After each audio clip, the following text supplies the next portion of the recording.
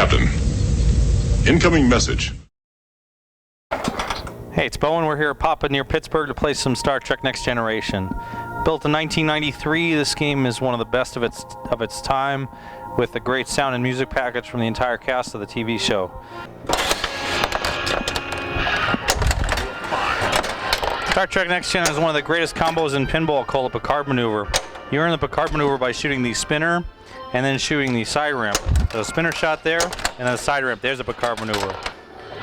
If you can make several of these back to back, you can potentially earn a huge amount of points, especially when the shot is lit for super spinner. And then the spinner shot becomes 10 million a shot. You also advance to Warp 9, a special round where every shot is worth points, but you're basically trying to continue the super spinner as long as possible. So even though that was a short ball, that was 350 million in just those few shots, most of it coming from super spinner. The other major strategies are to go for the modes, and we'll start a mode called Q's Challenge here, where each of the flashing shots is 10 million, and then if you make a flashing shot, it lights a new one for 20 million. So that first shot would have been 10 million if I made it, but fortunately, two of those shots turn out to be the Picard Maneuver. So if you make the same Picard Maneuver shots you were making that we saw made on the first ball successfully, you can really pull off some quick points here. 20 million.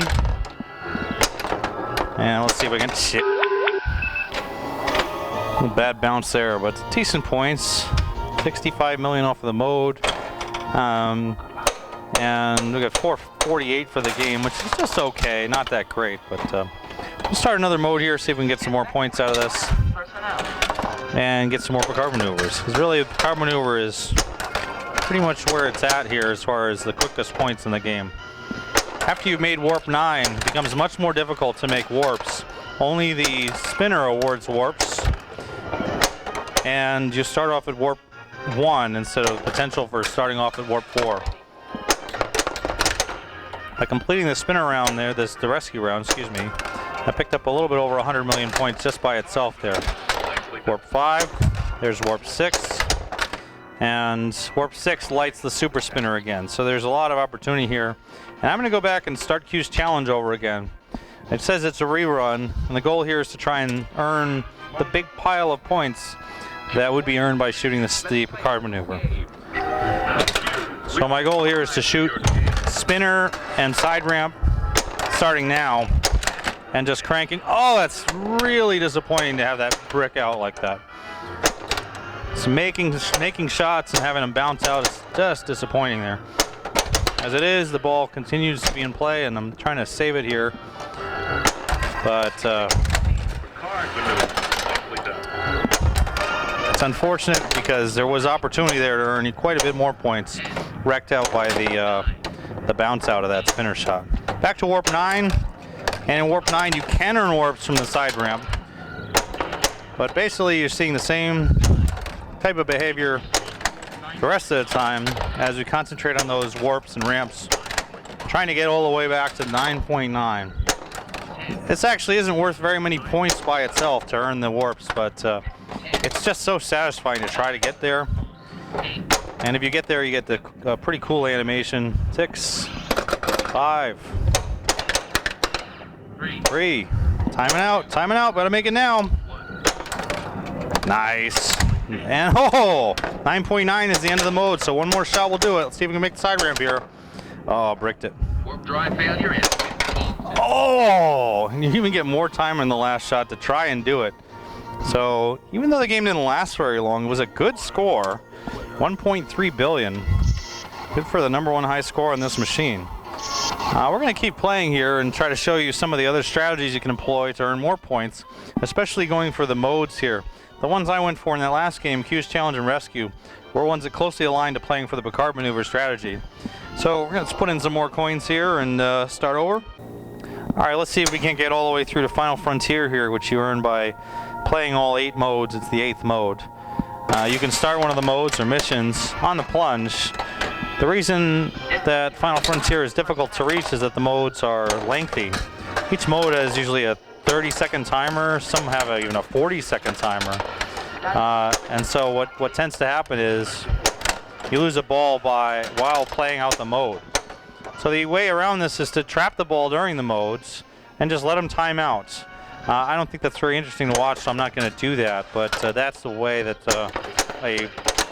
a pro player would handle a situation in an attempt to work their way through. Lyman Sheets was able to work his way through to Final Frontier in, I think, the semifinals at Papa 4 when this game was first used in a major competition, and it was very impressive. He did exactly pretty much what you just saw. Played the modes, played enough modes to earn artifacts. Each artifact is worth points, and in the Final Frontier mode, and then timing out certain things when it was clear that they weren't going to be valuable. So the second mode here is Asteroid Threat. Asteroid Threat, the first shot is to the center, which sets a value. It starts at 20 million, so if you can plug this right away, you get 20 million. And now all shots are lit for 20 million. If you can get at least 3 of the shots, you earn the artifact for the round. So I like to go right ramp and then Picard Maneuver. Miss the sprinter shot there. Hopping this off the wall a little bit allows you to more comfortably catch the ball coming out of that return.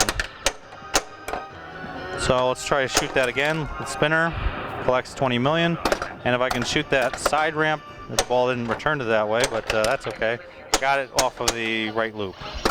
So that's 2 artifacts. You need at least 4 artifacts to earn the bonus and Final Frontier. It's 1 billion.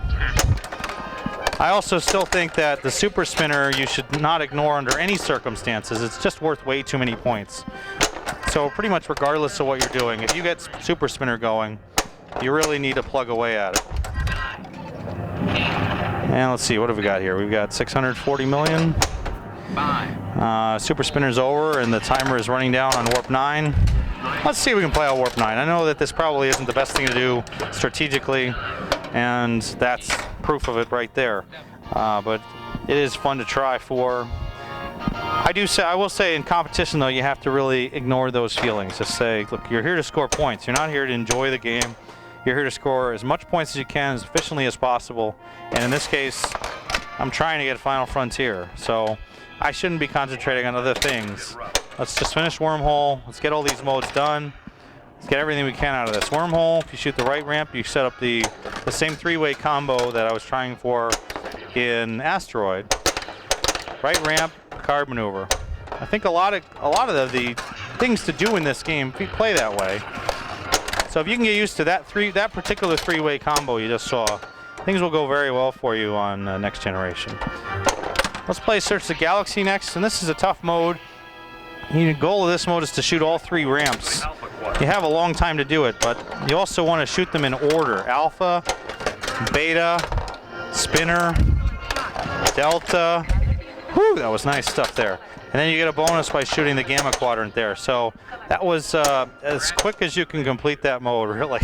That was good stuff. And that actually awards 3 artifacts. It awards 1 artifact for getting the 3 ramps, and then if you can get the 3 ramps in the order Alpha, Beta, Delta, in the alphabetical order, it opens up the Gamma Quadrant, which is the neutral zone, for an additional 2 artifacts. So you'll see now in the status report that I actually have collected 7 artifacts in the play so far.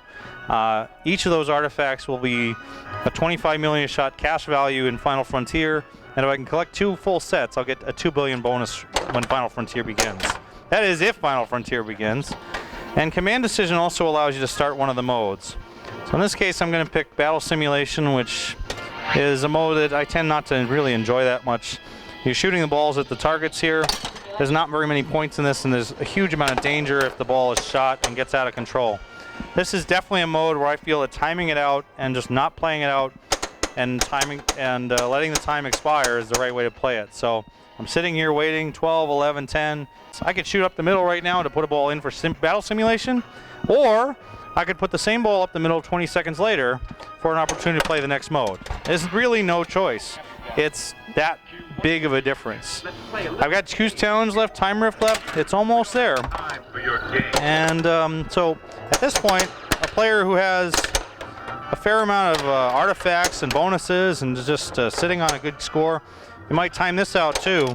Choose Challenge actually times out fairly quickly. I'm going to play Shuttle Simulation so I can get the 8th artifact. Shuttle simulation is done by going left, and it gets boring after a while here, so maybe we'll fast forward through this. Left again, 2 lefts, 2 rights, 1 right, let's go right again, then 2 lefts, then a right, then a left, whoop, whoa. And this last one you can go either direction and collect the artifacts. That's the second singing stone, so that's 8 artifacts, or 2 full sets as the game refers to them. And so really, there is very good reason for me to time this out at this point. Time Rift is the last mode. This is ball 2. So if I can start Time Rift on this ball, even if I drain, I can begin the third ball by plunging Final Frontier. It's probably the only game where you can actually plunge the wizard mode by pushing the gun launch. So I'm really trying to start Time Rift now, and there it is. So now I'm locked in. No matter what happens here, I'm going to get Final Frontier sometime during this game at a high value of, well, I'm going to get a 2 billion award for starting it with 2 sets of artifacts. And there's a lock, but really all that's happening now is marking time during a time rift, I suppose. That's kind of funny. If I can somehow pick up the extra artifact here, I'll stand to gain another 25 million a shot in terms of bonuses for the upcoming Final Frontier mode. The Time Rift artifact is collected at some random shot that the game won't really tell you about. That's my best understanding of what happens. I actually don't really quite understand the rules of when the artifacts get awarded during Time Rift.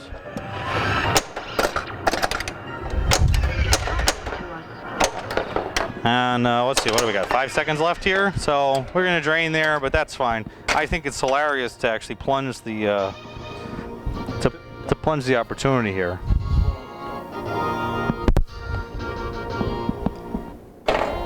So as ball 3 begins, we have a tough decision here. We can start with Warp Factor 2, lock a ball, launch a probe. That's a good idea. Take a flipper skill shot, or start Final Frontier directly and earn a 2 billion bonus just for beginning the mode. Yeah, I think let's do that. So it's going to count down a bunch of stuff and just tell you you've got these points for 2 isolinear chips, 2 duranium spheres, 2 singing stones, 800 million for collection, 100 per artifact, and then the complete sets are each worth $1 billion. So that's 2 billion, 2.8 billion by plunging the ball. Yeah. And a 6-ball multi-ball where all shots are 200 million. Yeah. Sweet. So during Final Frontier, my general feeling is to aim for the right ramp and the spinner. Is it really over that quick? Wow, there's no ball. Somebody shut out the ball saver on that sucker. That's fairly nasty. But in any case, well, it was like 5 billion points just for that? No, it was like more like 3 billion points. Most of it comes in that bonus you start off with. That was actually very poorly played. But in any case, as you can see, that is really the strategy to go for high scores. Instead of getting yourself in the billion range, you can really put up a high score to even take down whatever the current grand champion is. At this point, objective-wise, going back towards Final Frontier wouldn't be the way to go. I would say start for multi-ball and just try to earn sort of the little piddling points that come from other features. So multi-ball would be next. And this is going to light holodeck. By the way, if you're sick of playing holodeck, you can hold in the gun launch button and the left flipper, and or is it the right flip? Must be the right flipper. Shoot. Well, that stinks. Anyway, let me try to get holodeck again then, because there is a secret mode in the holodeck. Instead of playing the shuttle simulation, you can play Riker's Poker for much smaller amounts of points. I've actually seen Neil Schatz play the game exactly the way you're seeing me play it right now, which is to just non-stop shoot the right ramp. The reason being that each shot to the right ramp is worth an increasing number of millions, and it eventually lights other features such as the command decision and the holodeck. So right ramp and right ramp millions is pretty good, especially if you're on a game where, like this one, you can essentially hold up the right flipper and have it flop over to the left. But there is a limit to the ability to shoot that, and if you brick it, you tend to lose the ball. Now let's see if I can't get the Riker poker here. Riker's poker you do by shooting the holodeck and then holding in the gun trigger, I believe, and pushing the right flipper. Yeah, there we go. So let's see. Flip trigger selects card. My hand is crap. Thanks a lot, Dwight. So I'm going to kill off these and keep the 6 and 9 of spades. And, yeah, oh, high card. Yeah, thanks. Okay, so look at that. 6 million instead of 159 million, but I had more fun. And lock 3 is lit. So right ramp, 29 shuttles, light holodeck at 30. Sure, let's play it again.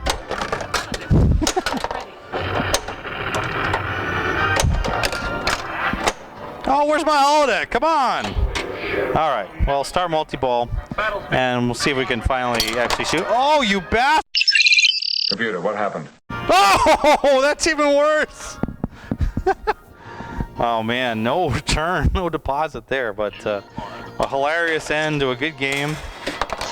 I hope you enjoyed watching this. Star Trek Next Generation is a great game when it's in great condition. It's got some of the best sound, the best music of anything out there in pinball. If you see one, go play it. And in fact, just get out there, play more pinball. Hope you enjoyed it. Take care. Transfer complete.